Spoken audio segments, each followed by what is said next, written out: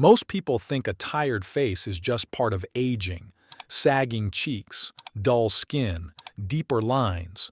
But what if that's not aging at all? A long-term study from the Japanese Society of Preventive Geriatrics found that facial aging in seniors, especially sagging skin and puffy eyes, often has more to do with stagnant circulation and facial fluid retention than with time itself. And that's something we can actually change. So in today's episode of the Senior Health Podcast, we're diving into 3 powerful points on the body that can help you naturally restore a youthful glow after 60. And these aren't needles or creams.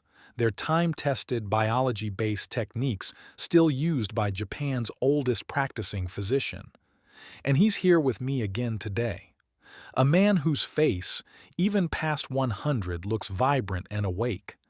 He's treated more than 30,000 patients, and he's here to show you that beauty doesn't belong to the young. It belongs to the circulating. Doctor, it's good to have you with us. Thank you, John. And thank you to everyone listening. Because what we're sharing today isn't about cosmetics. It's about flow. Most people don't realize that a sagging face is not a sign of weakness. It's often a signal, a quiet signal, that your blood, your lymph, and your breath are no longer reaching the places they used to. So you're saying this has less to do with aging and more to do with blocked pathways? Yes, we chase mirrors, but we forget biology. Before we reach for creams or surgery, we should ask a simpler question. What's not moving in my body today? That's such a powerful reframe. Indeed, because in Japanese medicine, we don't separate the face from the body. When blood doesn't rise, the skin loses color. When lymph doesn't drain, the cheeks swell. When breath stays shallow, the muscles tighten.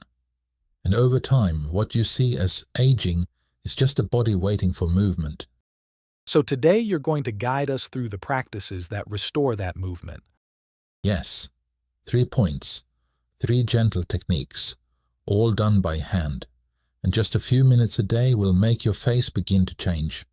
Not because you're fighting age, but because you're letting your body rise again. So before we dive in, if you're listening right now, drop your age in the comments. It helps us understand who we're reaching.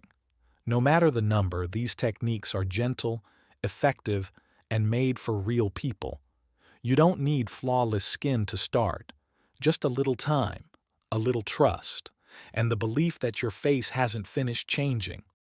Because true beauty is not stillness, it's circulation. And when that flow returns, your confidence follows.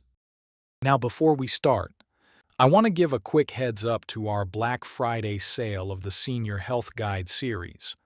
8 guides in total: osteoporosis, hair loss, skin care, diabetes, sleep, stroke, vision, memory support, and 2 bundles in which we packed all of them to make it even cheaper for you.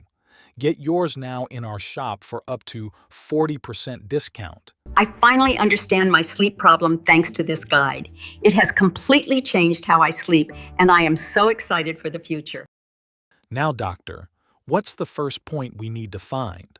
And how do we begin? We begin at the base of the skull.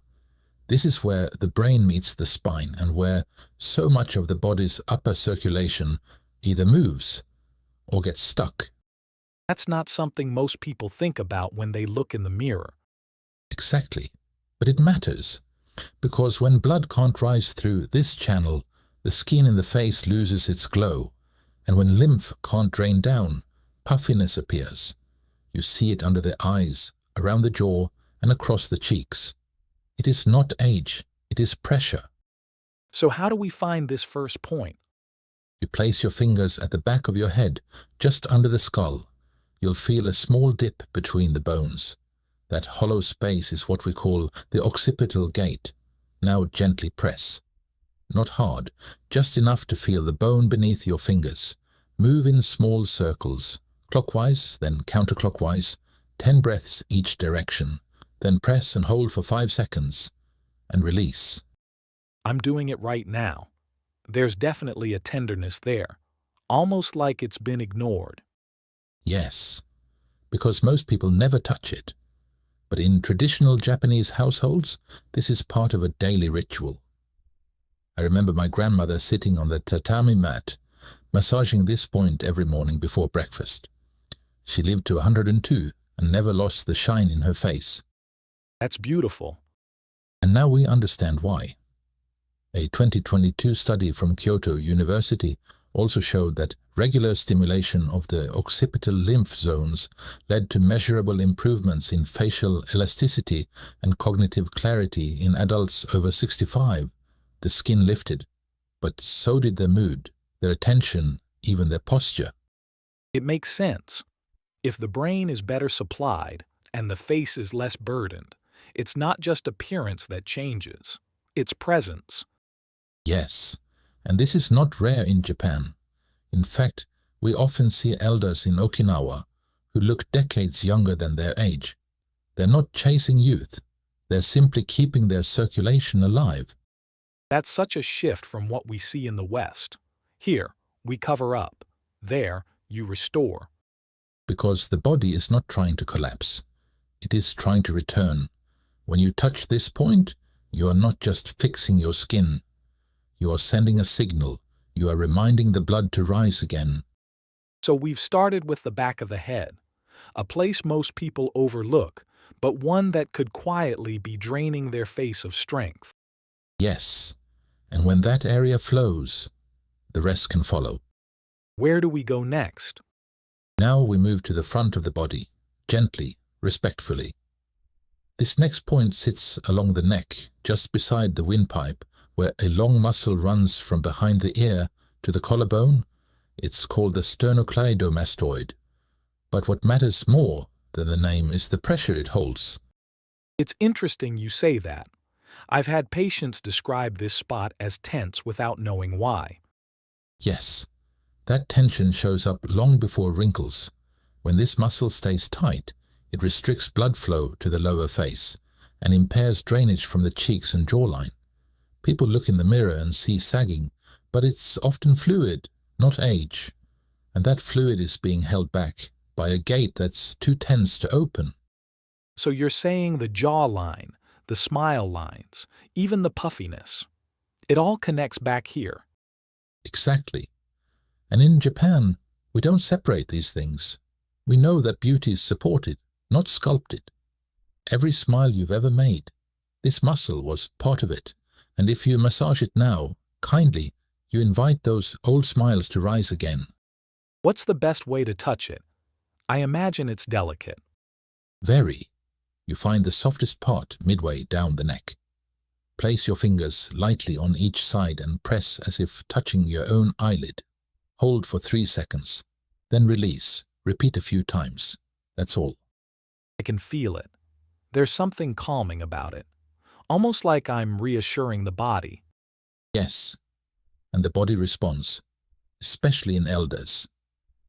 In Tokyo, I worked with a woman, 89 years old, who had stopped looking in mirrors. She thought her face was gone. Her words, not mine.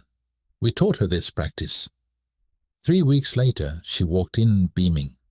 She said, "My face came back to visit me." That's beautiful. Because it's never too late.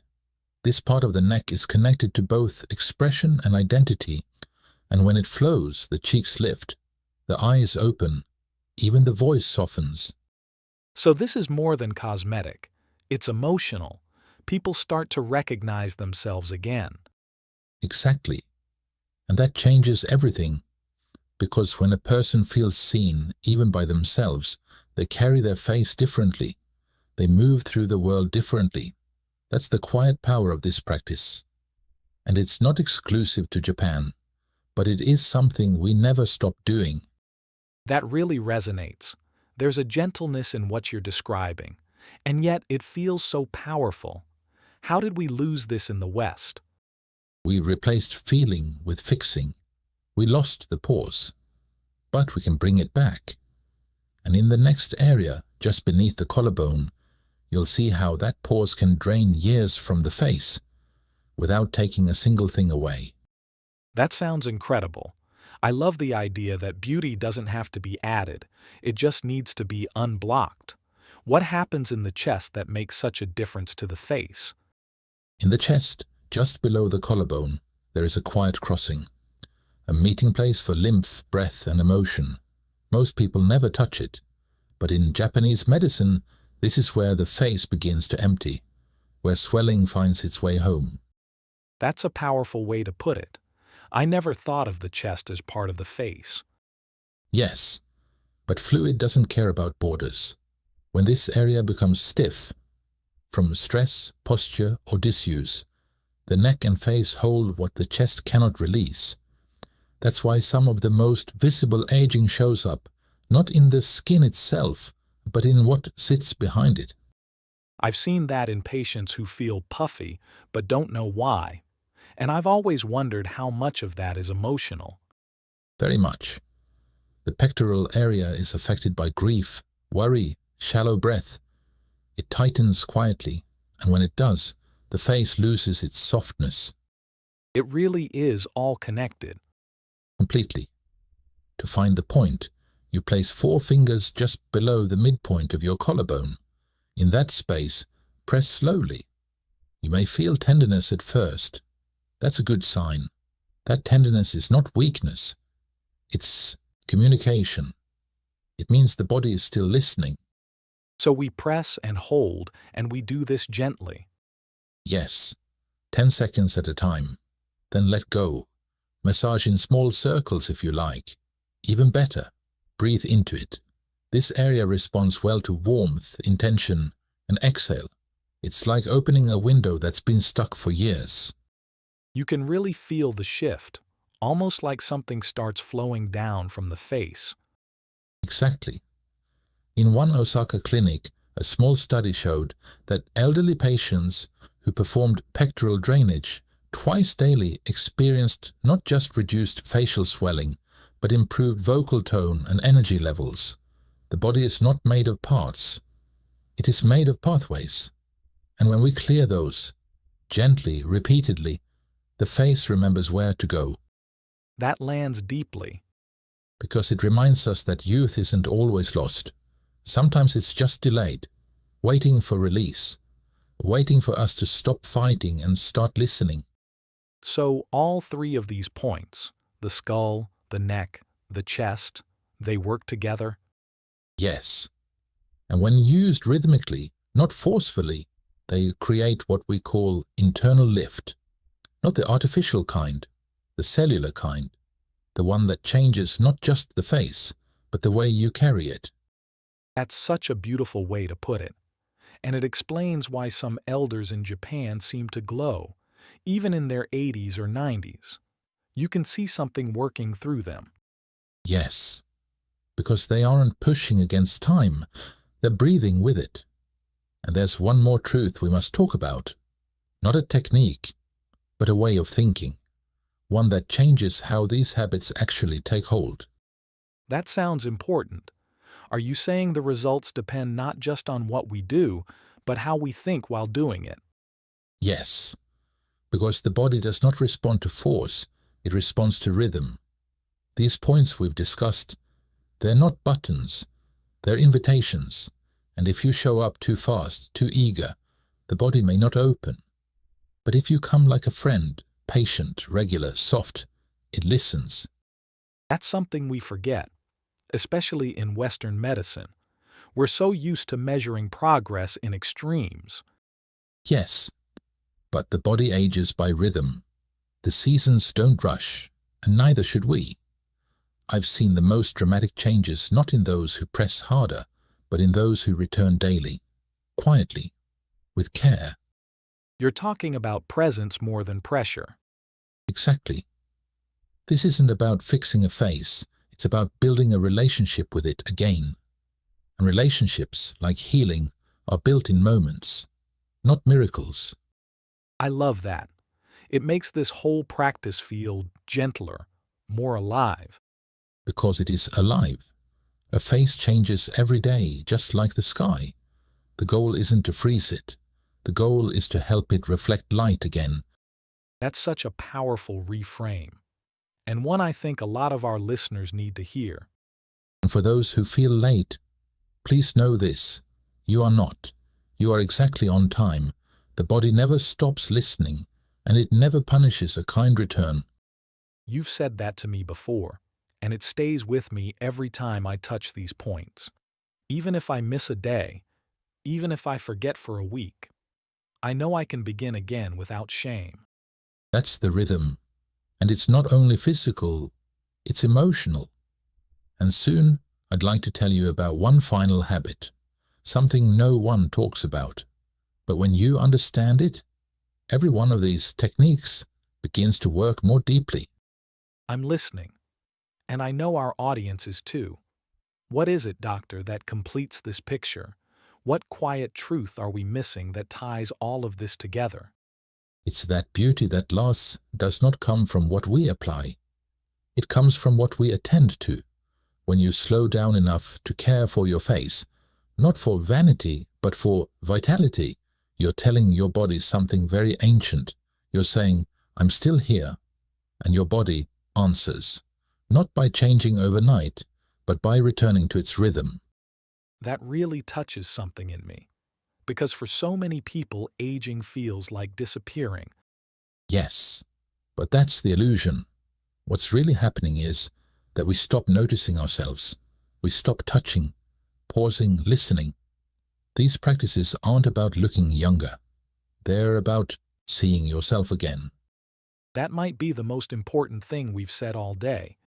And the good news, it's never too late to start. I've had patients in their 90s begin this routine, and within weeks, they weren't just looking different, they were moving differently, smiling more, sitting taller, because when the face feels seen, the whole body responds. It's so gentle, and yet so powerful. That mix is rare. That is the power of attention, not dramatic, but persistent. And in Japan, we believe that's the root of beauty. Not youth, but flow, not perfection, but presence. So for those listening right now, maybe with a mirror nearby, maybe feeling unsure, what would you want them to remember? That your face is not a problem, it is a map. And if you follow it with kindness, you will find your way back to places you thought were gone. That's the perfect place to leave us. A face isn't a failure, it's a story. And like any story, it deepens with time and deserves to be seen with care. Now, if you're still listening, please leave a comment and tap like. With this simple gesture, you give us huge support. Oh, and watch this next video right now. Yes, please. We've picked this one especially for you.